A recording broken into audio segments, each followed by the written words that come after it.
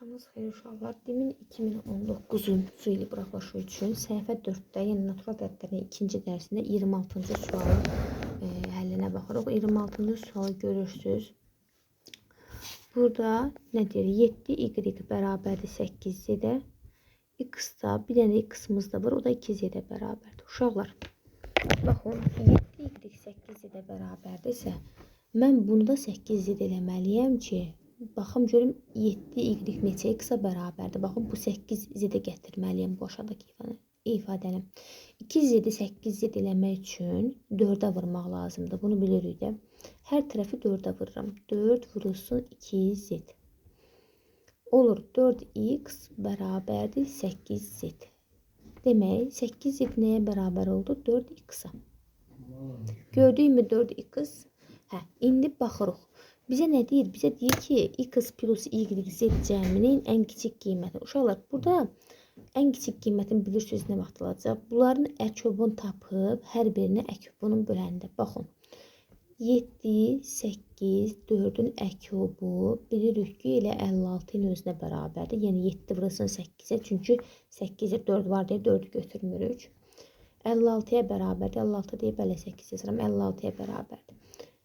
56-ya bərabərdirsə, onda burada y nəyə bərabər olacaq? Y bərabər olacaq 56 bölünsün 7, yəni qarşısındakı, y-in qarşısında, yəni 8-ə. Z nəyə bərabər olacaq? Z-in qarşısındakına böləcək. 56 bölünsün 8, yəni 7-yə. X nəyə bərabər olacaq? 56 bölünsün 4, yəni 14. 56-nı 4-ə böləndə 14 edir.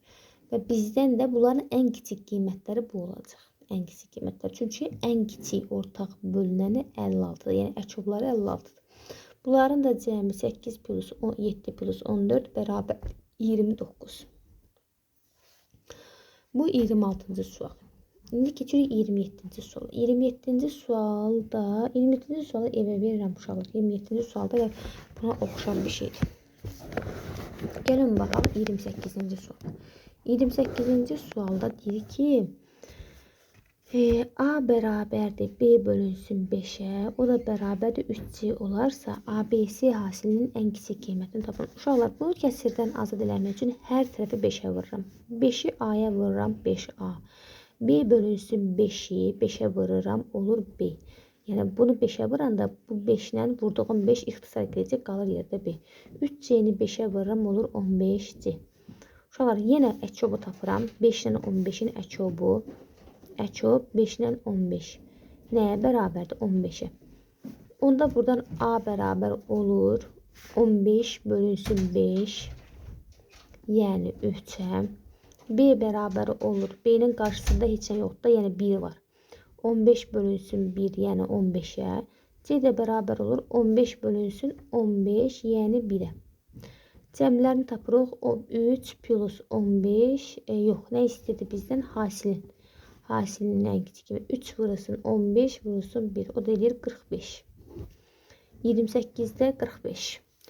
29-u evə verirəm. 30-u baxaq. 30-da nə deyir? 30-da deyir ki, baxın diqqətlə 30-a. Deyir ki, 30-da iki rəqəmli ədədin əvvəlinə və sonuna bir rəqəmi yazılarsa, alınan 4 rəqəmli ədəd verilən ədədin 21 dəfə böyüyü olar. Baxın, ispiçkanı daha pis oldu. Öyle ispiçkanı eləyirəm, söndürürəm. Baxın, deyir ki, 2 rəqəmli bir dənə ədədim var, yəni AB ədədim var. Əvvəlinə və sonuna 1 yazılarsa, əvvəlinə və sonuna 1 yazılsa, bu 2 rəqəmli ədədin əvvəlinə və sonuna 1 yazılsa,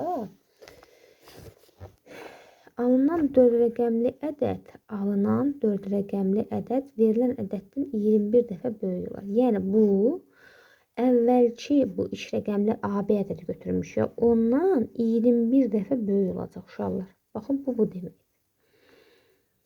Bunu adi qaydada vurub açıda bilərik və yaxud da seçmə üsulunu tapa bilərik. Məncə seçmə üsulunu tapmaq daha məntiqidir. Baxın, sonu 1 ilə qutarıb. Bunun 21-i nəyə vuranda 1 edir? Təbii ki, 1-ə vuranda. Demək, B 1-dir. İndi mənə deyin görüm. Baxın, diqqətlə. Bunun, bu 1000 neçədir? 20'ni 20'ye vursam əvvəlinə və sonuna bir rəqəmi yazdıqda yazılarsa alınan 4 rəqəmli verilən ədəddən 21 dəfə böyük olar. İki rəqəmli ədədin əvvəlinə və sonuna bir rəqəmi yazdıqda alınan 4 rəqəmli verilən ədəddən bir dəfə böyük olar. Çox maraqlı məsələdir.